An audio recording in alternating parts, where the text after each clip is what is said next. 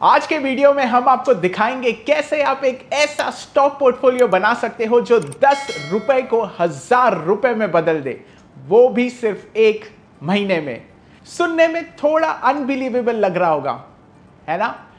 लेकिन जरा सोचिए, अगर आपके पोर्टफोलियो में इनमें से सिर्फ एक या दो स्टॉक्स भी हो जाए तो एक कंपनी जो structurally growing capital market service space में काम करती है, उसने एक साल में 742% का रिटर्न दिया। दूसरी कंपनी जो यार्न मैन्युफैक्चरिंग और टेक्सटाइल कंसल्टिंग में इन्वॉल्व है, उसने 350% से ज्यादा का रिटर्न दिया। और एक एनबीएफसी जो अनसिक्योर्ड लोन्स देता है इंडिविजुअल्स और कॉर्पोरेट्स को, उसने 250% का जंप दिखाया।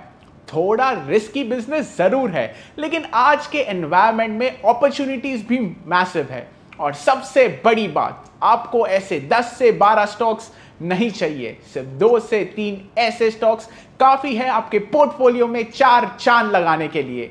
ऐसा हो गया तो मजे ही मजे, आपके फाइनेंशियल गोल्स, वो अर्ली रिटायरमेंट का सपना, सब कुछ रियल हो जाएगा। आया ना लालच? और यही लालच होता है जो रिटेल इन्वेस्टर्स को खींच लाता है इन स्टॉक्स की तरफ। Here is the big reveal, ये सब के सब पेनी स्टॉक्स है। डे टू डे बेसिस पर आपको ऐसे कई कंपनियां मिलेंगी जो लॉस मेकिंग है बट अचानक से वायरल हो जाता है, जीरो से हीरो बन जाता है और हेडलाइंस में छा जाता है। तो सवाल ये है, क्या आप ऐसी कंपनीज को पहचान सकते हो बिफोर दे टेक ऑफ? क्योंकि 500 से 700% रिटर्न्स किसको नहीं चाहिए। तो इस वीडियो में हम ब्रेक डाउन करेंगे कैसे आप आइडेंटिफाई कर सकते हो उन पोटेंशियल धमाकेदार स्टॉक्स को जो फ्यूचर्स के बिग मूवर्स एंड शेकर्स बन सकते हैं। और वीडियो के एंड तक आप खुद बेटर डिसाइड कर पाओगे कि ऐसे स्टॉक्स में इन्वेस्ट करना एक्चुअली स्मार्ट है या नहीं। तो एंड तक जरूर देखना, ये आपके पेनी स्टॉक्स की तरफ नजरिया हमेशा के लिए बदल सकता है।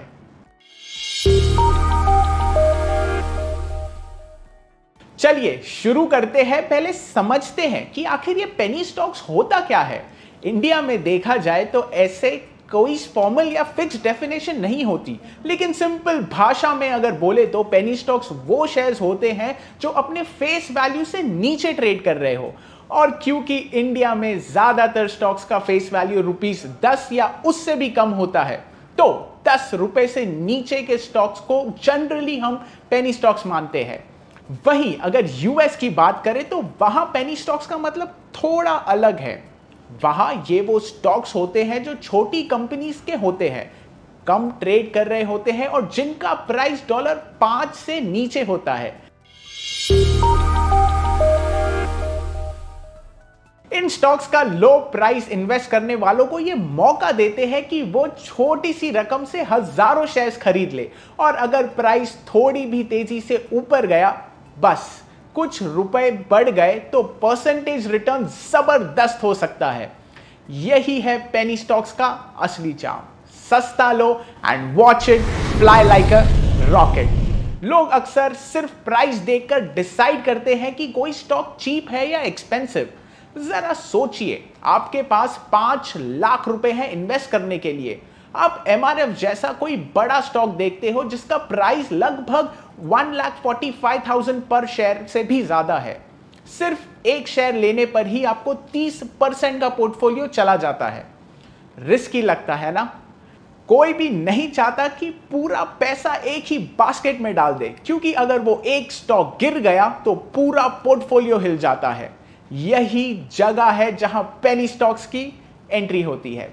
5 रुपए या 10 रुपए के शेयर प्राइस से लगता है जैसे आपने बल्क में खरीद लिया हो। आपको लगता है आपने डाइवर्सिफाई कर लिया और सोचने लगते हो क्या पता अगला मल्टी बैगर ही मिल गया हो। But you get a rude reality check जब वही स्टॉक्स उतनी ही तेजी से जीरो तक भी गिर जाते हैं। ये स्टॉक्स अक्सर हाईली स्पेक्युलेटिव होते हैं, बहुत छोटी मार्केट कैप, लो ट्रेडिंग वॉल्यूम और पंप एंड डंप स्कैम्स के लिए फेवरेट टारगेट होते हैं। तो हां, रिटर्न्स तो तोड़ फोड़ होते हैं, लेकिन इनमें रिस्क भी उतना ही होता है।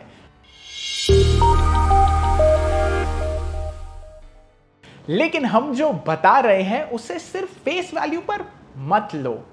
चलो इस पेनी स्टॉक्स के रिस्की होने की थियरी को टेस्ट करते हैं। So let us ask, penny stocks में ऐसा क्या गलत हो सकता है जो इनका प्राइस 0 तक गिर सकता है? तो हमने डिसाइड किया कि आज के टाइम में हम टॉप 5 पेनी स्टॉक्स को आइडेंटिफाई करते हैं। उसके लिए हमने इंडिया के सारे लिस्टेड स्टॉक्स को स्कैन किया और उन्हें फिल्टर किया जो 10 रुपए से नीचे ट्रेड कर रहे हैं। इस फिल्टर से हमें 446 स्टॉक्स का लिस्ट मिला, पर हमें तो टॉप 5 चाहिए थे। तो हमने अपनी लिस्ट को और नैरो किया उन स्टॉक्स को देखकर जिनमें पिछले साल में 100% या उससे भी ज्यादा रिटर्न आया हो। और गेस करो क्या हुआ? सिर्फ 9 स्टॉक्स ही कट ऑफ क्लियर कर पाए। सो इन स्टॉक्स ने बड़े रिटर्न्स दिए हैं, लेकिन क्या इसका मतलब यह है कि इन टॉप 5 कंपनीज में हम इन्वेस्ट कर लें? क्लियरली एप्पल बाहर से तो चमक रहा है, परफेक्ट लग रहा है, लेकिन अगर अंदर से सड़ा हुआ मिला तो? और पता कैसे चलेगा? पहला बाइट लेकर, और ये बाइट होता है बिजनेस का फंडामेंटल्स को चेक करना। वो ही असली कहानी दिखाता है। हम ऑलरेडी प्राइस और पास्ट रिटर्न से फिल्टर कर चुके हैं। अब चलिए बेसिक फंडामेंटल्स चेक कर लेते हैं, देखते हैं क्या ये स्टॉक इन्वेस्ट करने लायक है भी या नहीं। सबसे सिंपल से शुरू करते हैं। अगर बिजनेस स्टेबल है तो सेल्स और मुनाफा कंसिस्टेंट होना चाहिए, राइट? लेकिन इन 9 हाई रिटर्न पेनी स्टॉक्स में से एक भी स्टॉक्स का सेल्स रिकॉर्ड रिलायबल नहीं है। और मुनाफे की बात करें तो वही पुरानी कहानी। ज्यादातर कंपनीज का प्रॉफिट या तो 0 है या फिर नेग्लिजिबल। कुछ कंपनीज है जो रिसेंटली प्रॉफिटेबल बनी है। बैलेंस शीट देखें तो ज्यादातर के पास एसेट भी 0 या बहुत कम है और negative operating cash flow report किया गया है। और यही वो असली धमाका है। शेयर होल्डिंग पैटर्न देखो तो एक बात बिल्कुल क्लियर हो जाती है, मेजॉरिटी होल्डिंग रिटेल इन्वेस्टर्स के पास है। तो ये सारा डेटा पॉइंट्स क्या कहता है? एप्पल तो बिल्कुल अंदर से सड़ चुका है। प्रमोटर्स ने बाजार में बड़ा बेवकूफ ढूंढ लिया है और जब तक मौका मिला अपने शेयर्स बेचकर निकल गए। और यही पैटर्न होता है ज्यादातर पेनी स्टॉक्स के स्टोरीज इसी तरह अनफोल्ड होते हैं। चलिए अब आपको कुछ रियल एग्जांपल से देखते हैं।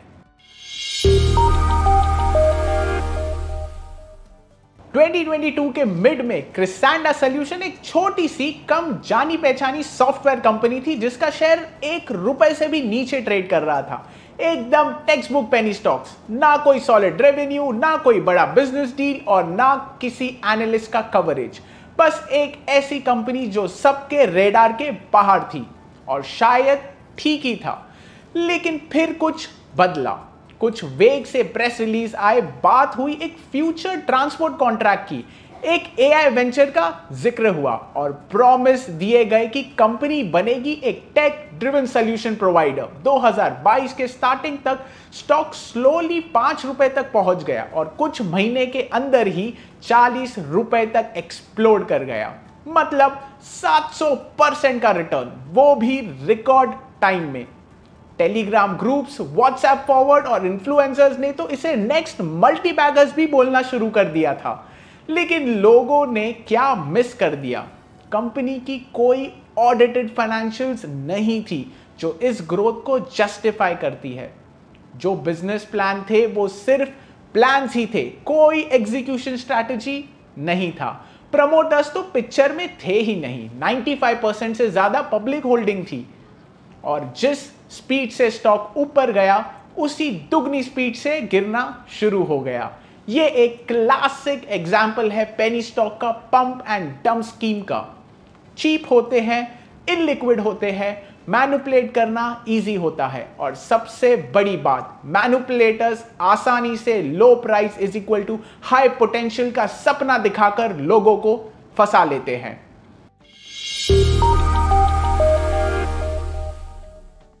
क्रिसेंडा सॉल्यूशंस पे जो हुआ वो कोई अकेली कहानी नहीं थी और ना ही वो लास्ट होगी।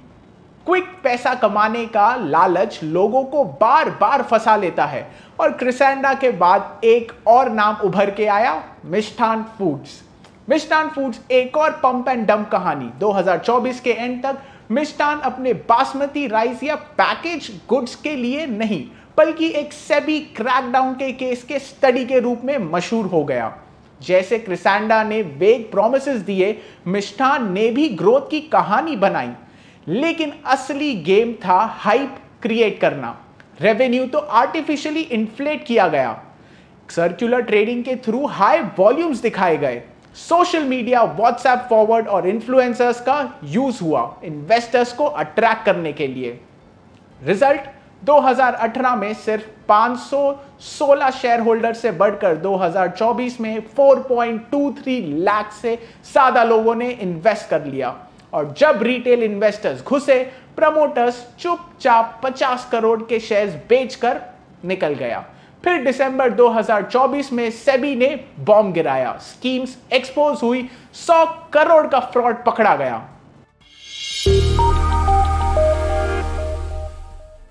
सोचो, दो स्विमिंग पूल्स हैं, एक ओलंपिक साइज और दूसरा छोटा सा किडल पूल। अब दोनों में एक एक बकेट पानी डालो। ओलंपिक पूल में तो हार्डली कोई रिपल आएगा, लेकिन किडी पूल में तो पूरा वेव बन जाएगा। बस वही होता है पेनी स्टॉक्स के साथ। क्योंकि ये स्टॉक्स छोटे होते हैं, कम वॉल्यूम होता है, तो अगर कोई थोड़ा भी पैसा डाल ले, मान लो लाख रुपए, तो लगता है स्टॉक में धमाका हो गया। प्राइस तेजी से ऊपर चढ़ जाता है, ना इसीलिए कि बिजनेस में कुछ इंप्रूवमेंट आया है, ना इसीलिए लोग सच में इंटरेस्टेड है, बस इसलिए कि बेस इतना छोटा होता है। इसीलिए ऑपरेटर्स को पेनी स्टॉक्स बहुत पसंद है।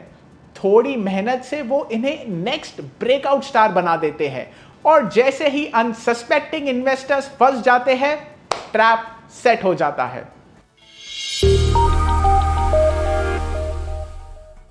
वॉरेन बफे ने एक बार कहा था, rule number 1 is never lose money, rule number 2 is never forget the rule number 1।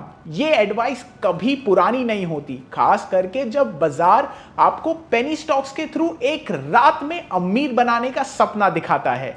लेकिन असली बात यह है, ज्यादातर पेनी स्टॉक्स इस गोल्डन रूल को तोड़ते हैं, फॉलो नहीं करते, बिकॉज इनमें होता है जीरो सेल्स, क्वेश्चनेबल प्रमोटर्स और कोई रियल बिजनेस नहीं। रिजल्ट, आप जितना इन्वेस्ट करते हो वो सब कुछ वाइप आउट हो सकता है। एज इन्वेस्टर सबसे पहला रूल ये होना चाहिए, अपने पैसे को प्रोटेक्ट करो, क्योंकि इन्वेस्टिंग में अगर आप डाउनसाइड को कंट्रोल कर लेते हो तो अपसाइड अपने आप हो जाता है। तो अगली बार जब कोई आपको बोले कि भाई 10 रुपए के नीचे का रॉकेट मिल गया है, तो जरा रुक कर पूछना, ये पैसा प्रोटेक्ट कर रहा है या मैं बस गैम्बल कर रहा हूं। और अगर कभी आपको कोई ऐसा पेनी स्टॉक मिल जाए जिसका बिजनेस रियल हो, फंडामेंटल स्ट्रांग हो और गवर्नेंस सॉलिड हो, तो जरा हमें भी बताना। तब तक सतर्क रहो और दूर रहो ऐसे स्टॉक से। This is Prithvi Agarwal signing off. जय हिंद। Investments in securities market are subject to market risks. Read all the related documents carefully before investing.